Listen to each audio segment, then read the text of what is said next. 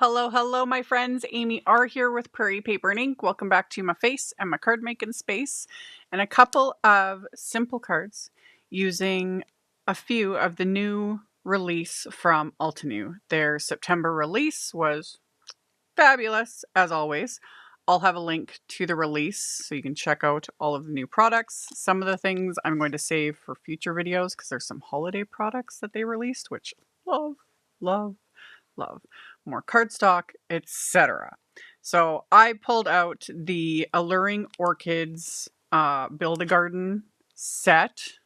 Big florals. You guys know me. I like the big florals.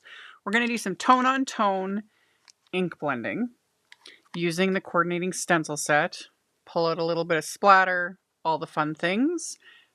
Along with all the things, I will have links to everything I used in the description box below the video. My links are affiliate links. That just means if you use one of my links, end up placing an order, I get a kickback from that at no extra cost to you. It's what helps pay the bills, keeps the channel going. This is actually also part of an Instagram hop to share inspiration for this release. I will, like I always do, have a link to my Instagram also in the description box. All my socials are linked there, so you can check that out and hop along for inspiration. And yeah, let's get into making these cards. Okay, so I started with some Puffy Heart cardstock. I've been using the Altenew cardstocks in several videos. They started releasing cardstock in their colors a month ago. I think it's been a month. You guys, my sense of time is just completely fried. Anyway, it's 80-pound cardstock. So my personal love for their cardstock is using it for like layering dies, things like that, which there are some in this release. I will get to them in future videos. But this time I just cut down an A2 size panel and I'm using my anti-static powder tool on this because I'm going to heat emboss this image, and I'm using the Altenew stamp wheel. I gotta say, the more I use the stamp wheel too, I'm getting more comfortable with it because I haven't had it for very long. I've used it like a couple times, and yeah, I don't know, it just kind of clicked when I was using it this time. It just, my brain, I think, finally wrapped around it, and I was like, this is awesome. So anyway, use the anti-static powder tool first, and then I'm inking up this great big floral from the Alluring Orchids set. So you can see, because this is an A2 panel, how big this floral is. Another thing I love about Altenew. And for those that might not be aware, hi. I love large floral stamps, dies, anything. The bigger the better. They're just, I love them. So yeah, can never have enough. And the nice thing too, of course, with ones like this is if you are a card maker who likes to make big cards, 5x7, etc., these stamps are great for that. And not just the like florals. The sentiments are also like, there's, some larger solid sentiments, etc., that lend themselves really nicely to bigger cards. Personally, I don't make bigger cards very often. My thing is A2, and that's what I did here because that's just what I like to do. So I did this twice because why not? So after inking up and stamping the image with just clear embossing ink, I coated it with some detail white embossing powder and then melted that with my heat tool until everything was smooth and raised and melted.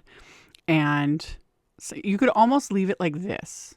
I do love like just heat embossed outlines on colored cardstock, but I have the coordinating stencil set. I'm going to use it. So I've got the coordinating quad of colors to these cardstocks, which is the, is it Rose Petal? I think that's the actual name of the quad, is the Rose Petal quad. Again, my brain's always mush. I never remember anything. And I'm doing literal tone on tone ink blending. And I used the Puffy Heart cardstock first, and I'm using Puffy Heart ink. And I've talked about this before. A lot of times when you use the same color ink on the same color cardstock, it'll show up at first, and then it will just fade into the cardstock like as it dries. I went in heavier handed because I know that will happen because I'm using the literal exact same color of ink as the cardstock. And right now it is a bit darker. It is going to fade back a bit, but not a lot because I'm I was applying it pretty heavily because I was anticipating it was going to do this. So the other thing to remember is because these images are heat embossed, like white heat embossed, the heat embossing will resist the ink. So between each layer of stencils, I was just using one of my microfiber cloths and wiping that over the cardstock to remove any ink sitting on top of the heat embossing. I'm not worried about like the ink blending because again, we're doing tone on tone. The colors aren't going to like mix. It's fine. But it keeps the heat embossing looking, nice and crisp and white. And also by wiping it like that helps prevent me from, getting it on the side of my hand and getting it on my light colored shirt or whatever, because that's generally what happens. So I worked my way through the different stencils because there's several in this stencil set, and I'll show in like a minute. In the stamp set, in the packaging, it does have the layering guide for the stencils, which is always wonderful to have. I find most of the time I don't even necessarily need the layering guide, and like I always say, if I can figure it out, anybody can figure it out. But the layering guide is nice because it gives a good visual. And when you get to these final stencils, you can't really see it very well on screen, but there is like an etch line kind of between the different sections. So the one part did more of the centers, and then the second part on the other side does like the stem portion. Rose petal quad. Got that to pop up finally. So those are the colors I'm using, and you can see them all on the screen there. Along with my Altenew mini blending brushes, which I have become very obsessed with these. Love them. Slowly building up my collection. So I worked my way through the stencils, and I got to the last stencil, and I only used this portion of it. There's like kind of two sides to it to fully fill in these little flower centers basically. And after I did this part, I decided I didn't need to do the second part. You still can. That's kind of the beauty of it too, is you can kind of choose what you're doing.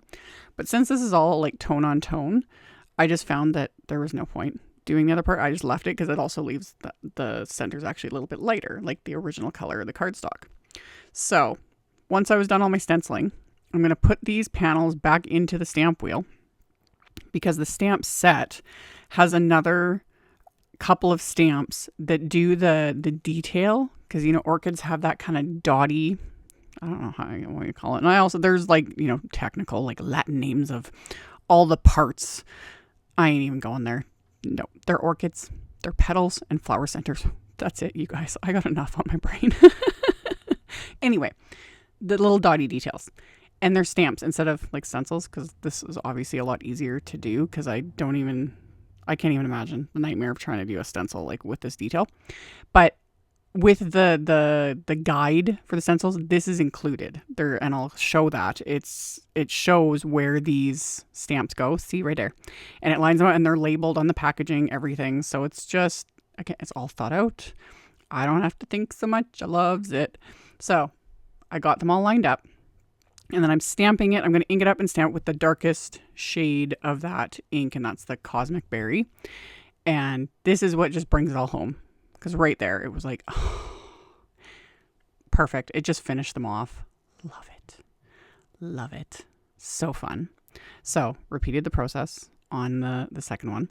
And when I was doing all the stenciling, I was working on my bigger Altenew like Ultra Grip mat. Same with the one, it's the same material as the inside of the stamp wheel.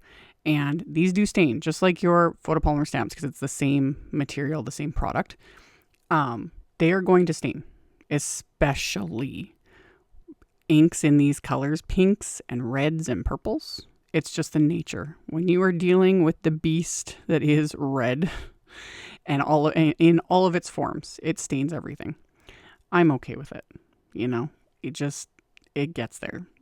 Things are going to stain.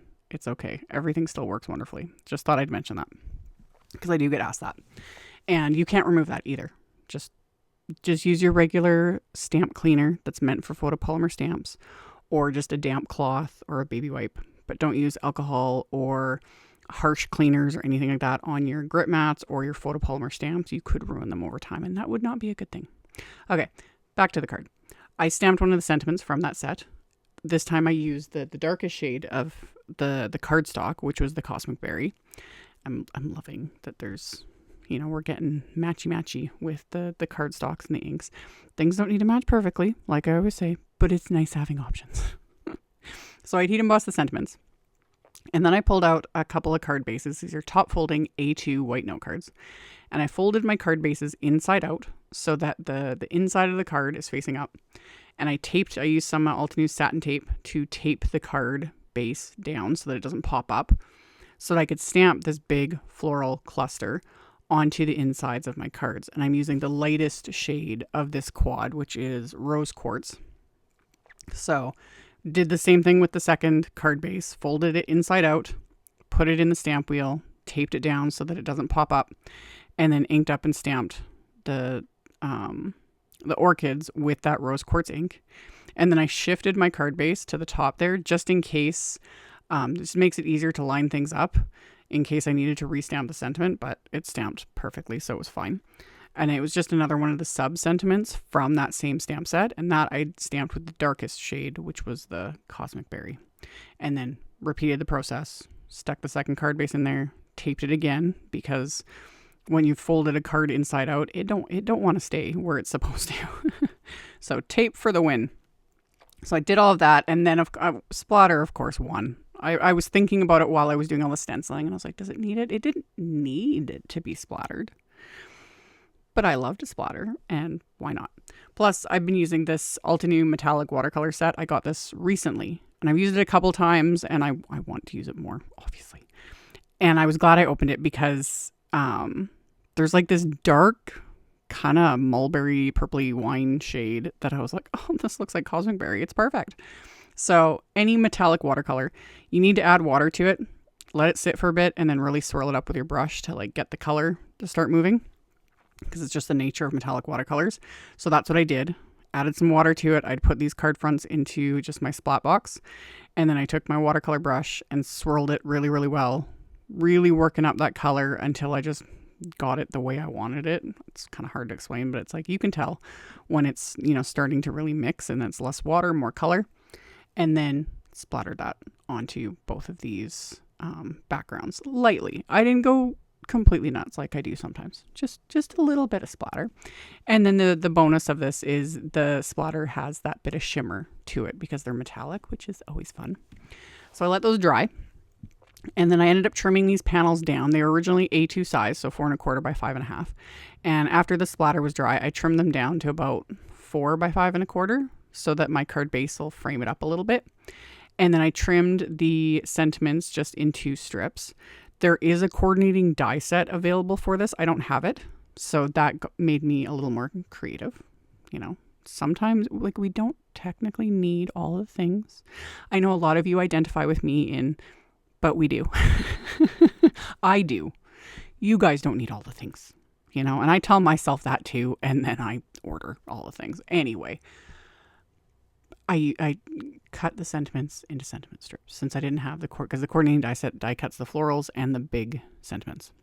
But this was fun. This is how we used to craft back in the day before we had all the wafer dies. There's pros and cons to all of it and whatever. Anywho, I ended up doubling up all the cardstock because this is lighter weight cardstock, but also doubling it up gives, you know, a little bit of dimension without creating extra bulk.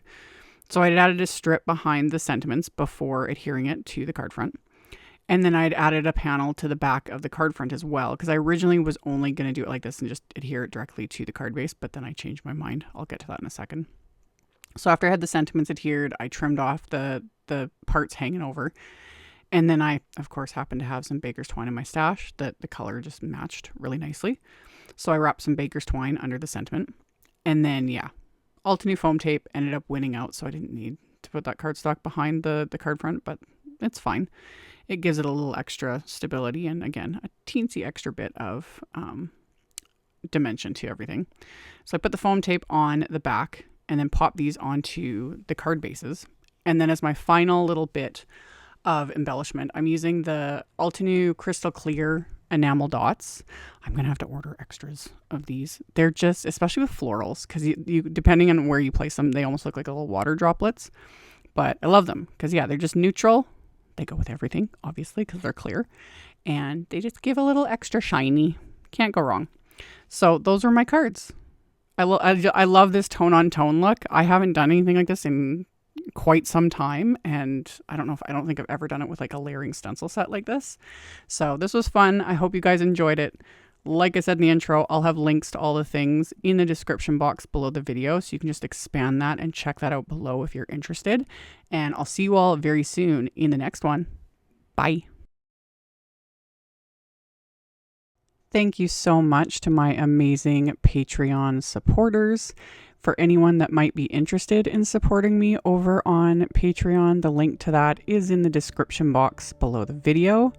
For everyone else, as always, thank you all so much for taking the time to watch my videos, for thumbs upping, commenting, subscribe if you haven't, I'd love to have you.